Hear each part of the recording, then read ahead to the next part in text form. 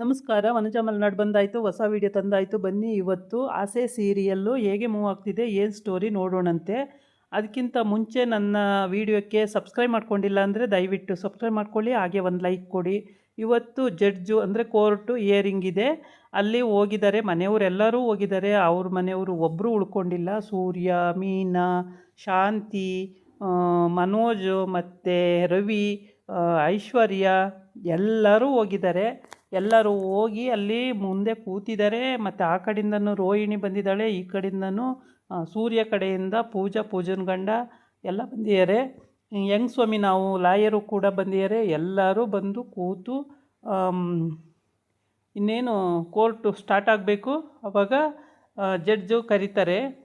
ರೋಹಿಣಿನ first ಮನೋಜನ ವಿಚಾರಣೆ ಮಾಡ್ತಾರೆ, ಆಮೇಲೆ ರೋಹಿಣಿನ ವಿಚಾರಣೆ ಮಾಡ್ತಾರೆ, ಆಮೇಲೆ ಶಾಂತಿನ ವಿಚಾರಣೆ ಮಾಡ್ತಾರೆ, ಪೂಜನ ವಿಚಾರಣೆ ಮಾಡ್ತಾರೆ. ಎಲ್ಲರನ್ನೂ ವಿಚಾರಣೆ ಮಾಡಿ ಯಾವುದು ಬಗೆಹರಿಯಲ್ಲ. ಇವಳು ಅದಕ್ಕೆ ತಕ್ಕಾಗಿ ಒಂದೊಂದು ಉತ್ತರ ಇಟ್ಕೊಂಡೇ ಇರ್ತಾಳೆ ರೋಹಿಣಿ. ಹಂಗಾಗಿ ಪಾಪ ಅವ್ರನ್ನೆಲ್ಲ ತಳ್ಕ ಮಾಡಿಬಿಡ್ತಾಳೆ. ಲಾಯರ್ಗೇ ಪಾಯಿಂಟ್ಗಳು ಹಾಕೋದು ಕಷ್ಟ ಆಗಿಬಿಡುತ್ತೆ. ಹಾಗಾಗಿ ಕೇಸಲ್ಲಿ ಬಿದ್ದೋಗ್ಬಿಡುತ್ತೆ. ಬಿದ್ದೋದಾಗ ಜಡ್ಜ್ ಹೇಳ್ತಾರೆ, ಇವ್ರದ್ದು ಈ ಥರ ಬಗೆಹರಿಲಾರ ಸಮಸ್ಯೆ, ಏನೂ ಮಾಡೋಕ್ಕಾಗಲ್ಲ, ಏನಾರು ಒಂದು ತೀರ್ಮಾನ ಮಾಡ್ಕೊಂಡು ಇವ್ರನ್ನ ಕಳಿಸ್ಬಿಡೋಣ ಅಂತ. ಆದರೆ ಅಲ್ಲಿ ಮನೋಜ್ ಹೇಳ್ತಾನೆ, ಇವಳ ಜೊತೆ ಬದುಕೋಕ್ಕಾಗೋದೇ ಇಲ್ಲ, ನನಗೆ ಡೈವರ್ಸ್ ಬೇಕೇ ಬೇಕು, ನಾನು ಇವಳ ಜೊತೆ ಇರಲ್ಲ ಅಂತೇಳಿ. ಅಲ್ಲಿಗೆ ಕೇಸ್ ಬಿದ್ದೋಗುತ್ತೆ. ಆಯಿತು, ಇವರಿಬ್ರನ್ನ ಕೌನ್ಸಿಲಿಂಗ್ ಮಾಡೋಣ, ಮಾಡಿಬಿಟ್ಟು ಆಮೇಲೆ ಹಿಯರಿಂಗ್ ಇಡೋಣ ಕೋರ್ಟಲ್ಲಿ ಅಂತೇಳಿ ಇದು ಮಾಡ್ತಾರೆ. ಅವಾಗೆಲ್ಲ ಹೊರಗಡೆ ಬಂದಿರ್ತಾರೆ. ಬಂದಾಗ ಆ ಚಿಕ್ಕಪ್ಪ ಮಾವ ಆಗಿ ಬಂದಿರ್ತಾನಲ್ಲ, ಮಲೇಷಿಯಾ ಮಾವ, ಅವನು ಕೂಡ ಸೂರ್ಯಂಗೆ ನಮಸ್ಕಾರ ಮಾಡಿ ಅವನ ಕೈಯಲ್ಲಾದ್ದು ಅವನು ಹೇಳಿಕೆ ಕೊಟ್ಟೆಲ್ಲ ಮಾಡ್ದ, ಅದು ಬಿದ್ದೋಯ್ತು. ಆಮೇಲೆ ಪೂಜನ್ ಗಂಡ ಅವರು ಇವ್ರ ಪರವಾಗಿ ಹೇಳಿಕೆ ಕೊಡ್ತಾರೆ, ಸೂರ್ಯ ಅವ್ರ ಪರವಾಗಿಯೇ. ಆದರೂ ಅದು ಕೇಸ್ ಬಿದ್ದೋಯ್ತು. ಆಮೇಲೆ ಇವೆಲ್ಲ ಆಗದೆ ಇದ್ದಾಗ ಪಾಪ ಎಲ್ಲರೂ ಅವ್ರು ಹೆಂಗೆ ಹೇಳಿರ್ತಾರೋ ಹಂಗೆ ಹೇಳ್ತಾರೆ. ಹೇಳಿದ್ರು ರೋಹಿಣಿ ಭಾಳ ಚಾಲಕಿ ಹೆಣ್ಣು, ಅವಳನ್ನ ಮುಂದೆ ಯಾರೇನೂ ಮಾಡೋಕ್ಕಾಗಲ್ಲ, ಅಷ್ಟು ತಲೆ ಉಪಯೋಗಿಸ್ತಾಳೆ ಅವಳು. ಆಮೇಲೆ ಲಾಯರ್ ಬರ್ತಾರೆ. ಏನು 5 ಡಿಗ್ರಿ ಮಾಡಿದ್ದಾನೆ ನಿಮ್ಮ ಮನೋಜ, ಏನೂ ಮಾತಾಡೋಕ್ಕೆ ಬರಲ್ಲ, ಇವನೊಬ್ಬ 5 ಡಿಗ್ರಿ ಮನೋಜ ಅಂತೆ, ನೀವು ಹೊಗಳ್ಕೋಬೇಕಷ್ಟೇ, ಬುದ್ಧಿನೇ ಇಲ್ಲ ಇವನಿಗೆ ಸ್ವಲ್ಪನೂ ಅಂತ. 50,000 ಕೊಟ್ಟ ಮೇಲೂ ಕೇಸ್ ಹಿಂಗೆ ಆಯ್ತಲ್ಲ ಮೇಡಮ್ ಅಂತ ಕೇಳ್ತಾಳೆ.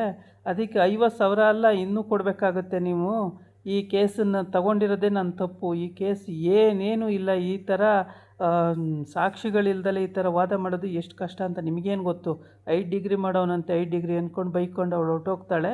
ಅವಳು ಹೊರಟೋದ್ಮೇಲೆ ಈ ಕೇಸು ಈಗ ಬಿದ್ದೋಯ್ತಲ್ಲ, ಏನು ಮಾಡೋದು ಅಂತ ಯೋಚನೆ ಮಾಡ್ತಾ ಇರ್ತಾರೆ.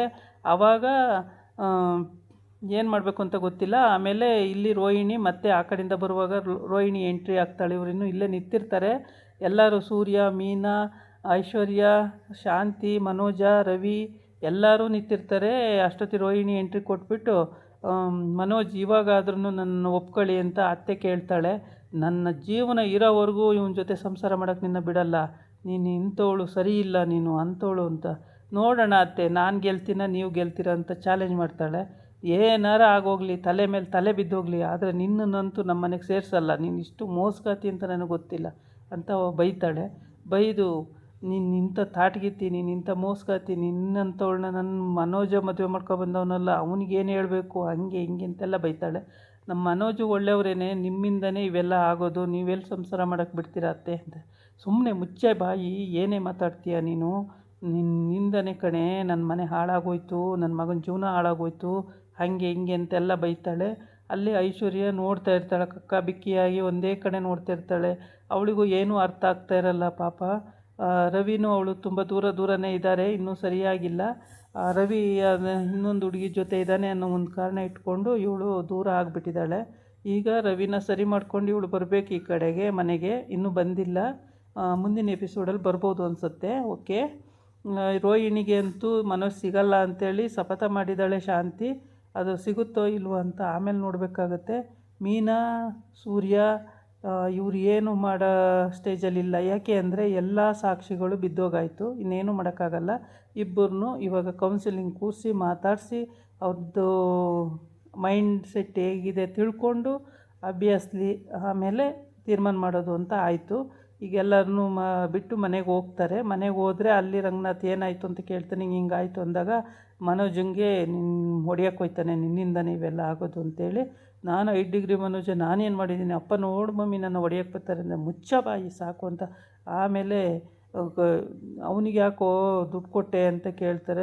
ಓವನ್ಗಳು ಅಷ್ಟೊಂದು ಇರಲಿಲ್ಲ, ಹಂಗಾಗಿ ಪರ್ಚೇಸ್ ಮಾಡಬೇಕಿತ್ತು, ಅದಕ್ಕೆ ಕೊಟ್ಟೆ ಮಮ್ಮಿ ಅಂತ ಹೇಳ್ತಾನೆ. ಸರಿ, ನಿನ್ನ ತಲೆಯಲ್ಲಿ ಏನು ಸಗಣಿ ತುಂಬ್ಕೊಂಡಿದ್ಯಾ, ಅವಳು ವ್ಯಾಪಾರ ಮಾಡೋಕ್ಕೆ ಕರ್ಕೊಬಂದಿದ್ಲು ಅಂದರೆ ನೀನು ಯಾಕೆ ಕೊಟ್ಟೆ, ಇಲ್ಲ ಅಂತ ಹೇಳಬೇಕಿತ್ತು ಅಂತೇಳಿ ಶಾಂತಿಗೆ ಸಿಟ್ಟು ಬಂದುಬಿಡುತ್ತೆ. ಎತ್ತಿ ಕಪಾಲಿಗೆ ಒಂದು ಬಿಡ್ತಾಳೆ ಸರಿಯಾಗಿ ಮನೋಜಂಗೆ. ಹೊಡಿಬೇಡ ಮಮ್ಮಿ ಅಂತಾನೆ. ಸುಮ್ಮನೆ ಕುತ್ಕೊಳ್ಳೋ, ಹೊಡಿಯೋದಲ್ಲ, ನಿನ್ನ ತುಂಡು ಭೂತ ಹಾಕ್ಬಿಡ್ಬೇಕು ಅನಿಸುತ್ತೆ. ಅಜ್ಜಿನೂ ಬೈತದೆ, ನಿನಗೇನೋ ಬಂದೈತೆ, ಯಾಕೋ ಹಿಂಗೆಲ್ಲ ಮಾಡ್ತೀಯ ಅಂತೇಳಿ. ಅಲ್ಲೊಂದು ಟ್ವಿಸ್ಟ್ ಕೊಡ್ತಾನೆ. ಏನಂತಂದರೆ, ಇದು ಓವನ್ನು ಅವೆಲ್ಲ ಕೊಟ್ಟಿರೋದ್ರಿಂದ ಅಲ್ಲಿ 7 ಲಕ್ಷ ರೂಪಾಯಿ ಸಾಲ ಆಗಿದೆ ಮಮ್ಮಿ, ಈಗ ಸಾಲ ಕಟ್ಟಿಲ್ಲ ಅಂದರೆ ನನ್ನ ಅಂಗಡಿನೇ ಕ್ಲೋಸ್ ಆಗುತ್ತೆ ಅಂತೇಳಿ. ಎಲ್ಲ ಶಾಕ್ ಆಗೋಗ್ತಾರೆ. ಇದ್ಲು ಬೇರೆ ಇದನ್ನ ಮಾಡ್ಕೊಬಂದು ಕೂತಿದ್ದಾನೆ ಇವನು ಅಂತ ಹೇಳ್ಬಿಟ್ಟು ತುಂಬ ಬೇಜಾರಾಗುತ್ತೆ. ಆಮೇಲೆ ಅಮ್ಮ ಮಗ ಇಬ್ಬರು ಸೇರಿಕೊಂಡು ಮನೆ ಪತ್ರನ ವಿಶಾಲಾಕ್ಷಿ ಹತ್ರ ಕೊಟ್ಟು ಅವಳ ಹತ್ರ 7 ಲಕ್ಷ ರೂಪಾಯಿ ತಗೊಂಡು ಮನೋಜಿಗೆ ಕೊಡೋದು ಅಂತ ಇವರಿಬ್ಬರು ಪ್ಲ್ಯಾನ್ ಮಾಡ್ಕೊಂಡವ್ರೆ. ಇದು ರಂಗನಾಥಗೂ ಗೊತ್ತಿಲ್ಲ, ಸೂರ್ಯಂಗೂ ಗೊತ್ತಿಲ್ಲ.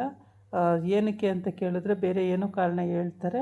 ಹಂಗಾಗ್ಬಿಟ್ಟು ಇವ್ರಿಗೇನು ಗೊತ್ತಿಲ್ಲದೆ ಇದ್ದಾಗ ಅವನು ಈ ಥರ ಐಡಿಯಾ ಮಾಡಿಕೊಂಡು ಸೈನ್ ಹಾಕಿಸ್ಕೊಬಿಡ್ತಾನೆ. ಯಾರ ಹತ್ರ? ರಂಗನಾಥ್ ಹತ್ರ ಸೈನ್ ಹಾಕಿಸ್ಕೊಂಡು ಮನೆ ಮಾರಕ್ಕೆ ಅಡವಿಡೋಕ್ಕೋ ಅಥವಾ ಮಾರೋಕ್ಕೋ ರೆಡಿ ಮಾಡ್ಕೊಬಿಟ್ಟಿರ್ತಾರೆ. ಇದು ಸೂರಿಗೂ ಮೀನಿಗೂ ಕೂಡ ಗೊತ್ತಿರಲ್ಲ. ರಂಗನಾಥನಿಗೆ ಮೀನಿಗೆ ಇವನು ಮನೋಜ ಬೈದಾಗ ರಂಗನಾಥ್ ಅವಳು ಎಷ್ಟು ಎತ್ತರಕ್ಕೆ ಬೆಳೀತಾಳೆ ಅಂತ ನಿಂಗೇನೋ ಗೊತ್ತು, ಅವಳ ಲೆವೆಲೇ ಬೇರೆ ಅಂತ. ಆಮೇಲೆ ಸೂರ್ಯನೂ ಬೈತಾನೆ, ಸಕ್ಕರೆ ಇವಾಗ ಹಿಂಗೆ ಬೈತಾ ಇದೆಯಾ, ಅವಳು ಹೂ ಕಟ್ಟೋಳು ಮಾರು ಕಟ್ಟೋಳು ಅಂತ, ಅವಳಲ್ಲಿ ಯಾವ ಲೆವೆಲಿಗೆ ಬೆಳೀತಾಳೆ ಅವತ್ತೇ ನೀವು ಅವಳ ಮುಂದೆ ಎಲ್ಲ ಕೈ ಕಟ್ಕೊಂಡು ನಿಂತ್ಕೋತೀರಾ, ಅಷ್ಟು ಲೆವೆಲಿಗೆ ಬೆಳೀತಾಳೆ ಅಂತ.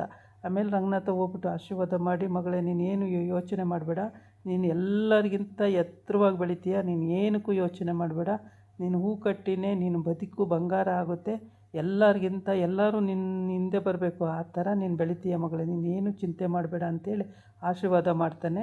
ಅಜ್ಜಿ ನನ್ನನ್ನು ಕಳಿಸ್ಕೊಟ್ಬಿಡೋ ಅತ್ಲಾಗಿ ಅಂತ ಹೇಳುತ್ತೆ. ಆಯಿತು, ಸೂರ್ಯ ಬಾರಪ್ಪ ಒಂಚೂರು ಕಳಿಸ್ಕೊಡು ಅಂತ ಹೇಳುತ್ತೆ. ಅವ್ನು ಕರ್ಕೊಂಡು ಹೋಗ್ತಾನೆ. ಇದಾಗಿತ್ತು ಇವತ್ತಿನ ವೀಡಿಯೋ. ನಾಳೆ ಇನ್ನೊಂದು ವೀಡಿಯೋ ಜೊತೆ ಬರ್ತೀನಿ.